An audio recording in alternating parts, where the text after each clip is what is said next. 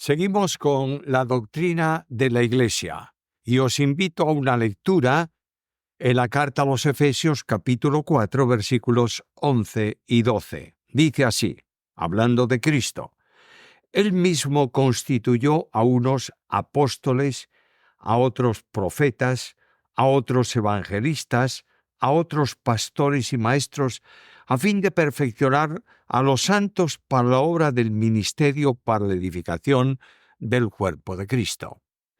La Iglesia como organismo necesita de miembros que la formen y que actúen en ella para conseguir el propósito divino que es edificarla. Cristo es el que edifica la Iglesia, pero los miembros son capacitados por Él para que puedan ser utilizados en este propósito con la acción de dones que el Espíritu Santo les otorga. Nótese que el apóstol Pablo en el pasaje de Efesios no habla tanto de dones, sino de personas, de creyentes dotados de dones. Notad que dice, Él dio a unos, está hablando de personas, que son apóstoles, a otros y así sucesivamente. Eso tiene que ver con los dones que da a la Iglesia el Espíritu Santo. Consideremos algo acerca de esto. Primeramente, los dones. El Espíritu Santo es el don supremo de Dios, el regalo absoluto. El Espíritu Santo es enviado a la Iglesia y a los creyentes de parte del Padre y del Hijo, o procedente del Padre y del Hijo. Por tanto, es el regalo supremo. Yo enviaré el Espíritu. Pero el Espíritu Santo es el dador de los dones. En la carta primera a los Corintios dice que Él da dones a cada uno como quiere. Debemos tener claro qué es el concepto bíblico de don. Don es un regalo de la gracia. Sentidos en que se usa en el Nuevo Testamento este término. En primer lugar, se habla en la Biblia, en el Nuevo Testamento, del don de salvación. Dios regala la salvación, da la salvación al que cree. Se habla también del cuidado providencial de Dios. Dios cuida, Dios otorga, Dios da lo necesario. Se habla de don en el sentido de cualidades y habilidades especiales dadas por Dios para que los creyentes puedan estar capacitados para el servicio en la Iglesia.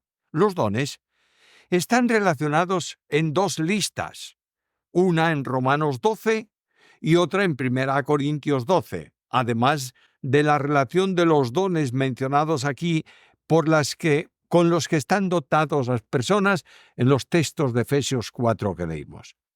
Si pones juntas esas dos listas, aprecias que algunos se repiten en más de una.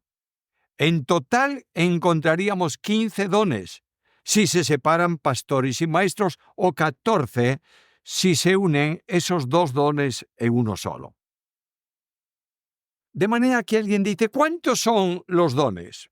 En las listas, un total de 15 que aparecen combinadas juntos, a veces repetidos, en esas listas de las que acabo de hablar. Es probable que las listas no sean cerradas y que cada una de ellas se adapte a las necesidades de los destinatarios de cada epístola. La mayor evidencia es que las listas, si fueran cerradas en cuanto a dones, tendrían que ser iguales en cada escrito en donde aparecen.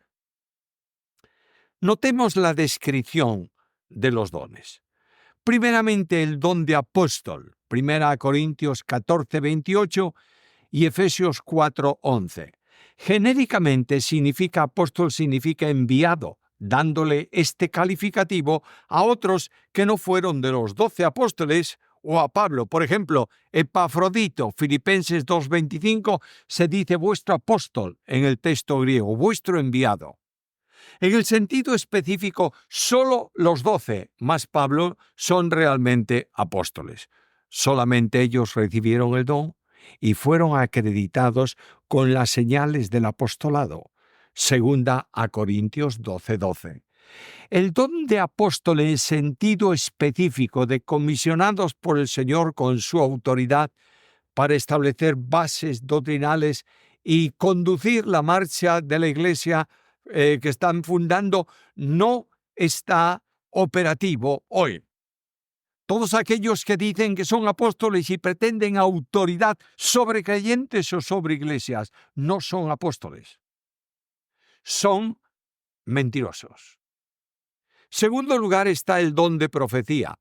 Lo encuentras en Romanos capítulo 12, versículo 6, 1 Corintios 12, 10, Efesios 4, 11. Este don tiene relación con tres aspectos distintos. Primeramente, se trata de aquellos que han sido dotados para recibir un mensaje por revelación especial de Dios, ser guiados en su declaración y ser autentificados por Dios, que al comunicarlo luego por escrito, recibe toda la autoridad de Dios.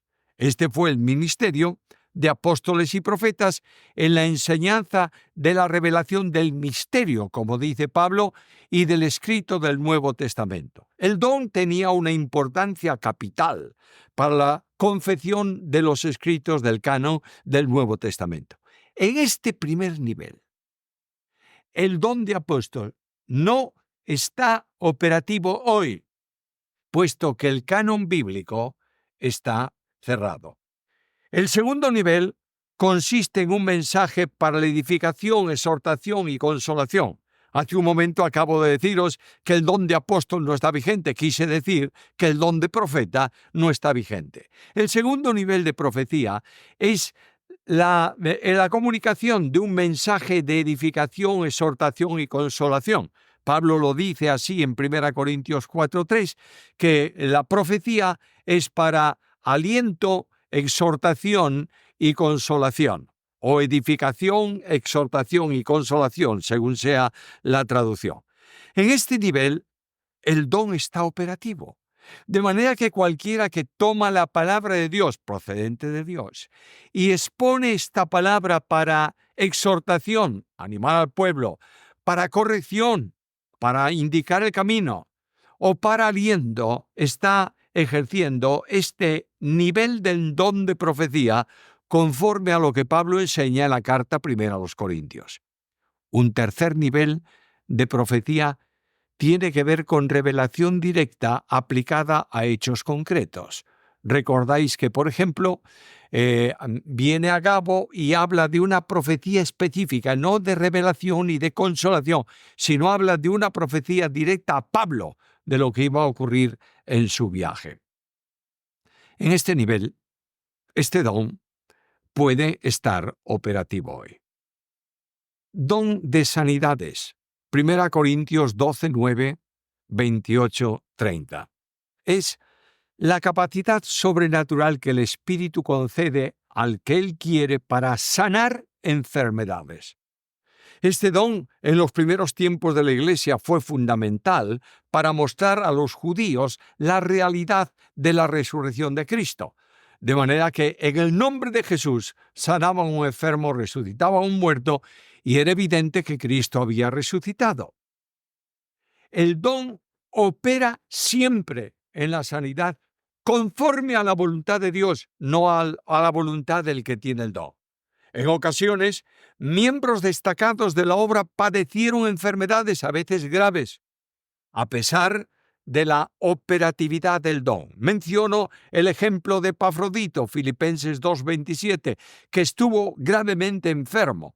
Menciono el ejemplo de Timoteo, 1 Timoteo 5:23, que tenía que tomar vino a causa de sus enfermedades. Recuerdo a Trófimo, que Pablo dejó enfermo en Mileto, 2 Corintios a Timoteo 4:20. Quiere decir que aunque apóstol, no siempre la operatividad de ese don funcionaba, y no funciona cuando no es necesario para la gloria de Dios. Lo anterior no permite afirmar que el don no está operativo, pero la evidencia bíblica es que disminuyó notablemente al final de los tiempos apostólicos. Don de milagros. 1 Corintios 12, 28. Es la capacidad sobrenatural para hacer prodigios tales como, por ejemplo, resucitar muertos. Hechos 9, 36 al 43. En ocasiones, hay mayor manifestación de milagros y disminuyen o prácticamente desaparecen en otros. Lenguas. 1 Corintios 12:10. El don de lenguas es la capacidad sobrenatural para poder expresarse en otro idioma sin haberlo estudiado. No se trata de lenguas desconocidas, sino de idiomas reales. De manera que para que tengamos claro eso, en Hechos capítulo 2, donde se describe el descenso del Espíritu, se habla de que todos aquellos lo oían en lenguas como partos, medos, elamitas, los de Mesopotamia, los del Ponto, los de Asia, etcétera, etcétera. Idiomas concretos que se hablan o se hablaban en el mundo. En 1 Corintios 14:4, algunos toman ese versículo para justificar el uso de lenguas en el tiempo de hoy. Y dicen 14:4, el que habla en lengua extraña. Pero ese adjetivo, extraña, no figura en el texto griego. Y es puesta con el deseo de aclarar mejor la traducción. Pero lamentablemente, cuando añades algo que no está en la Biblia, se presta a confusiones. Otros hablan de glosolalia, lenguas angélicas o sonidos extraños, ininteligibles. No puede aplicarse con base bíblica esto al don de lenguas, ni lo enseña la Biblia en ningún lugar. El don de lenguas no fue dado para edificación de la iglesia. No fue dado como señal de espiritualidad para un cristiano, de modo que cuando tiene la plenitud del Espíritu hable lenguas. El don de lenguas es dado como señal para los incrédulos. Leo la Escritura. Así que las lenguas no son por señal a los creyentes, sino a los incrédulos. 1 Corintios 14:22. El don de lenguas podía ejercerse en la iglesia, condicionado a que hubiese un intérprete que tradujese esa lengua para el conocimiento y edificación de la congregación. Como don, no es dado a todos los creyentes, de manera que no puede ser tomado como evidencia de la presencia del Espíritu Santo en la vida del creyente, como algunos pretenden enseñar, tomando su lógica de su mente y no de la Biblia. Evangelistas. Efesios 4:11.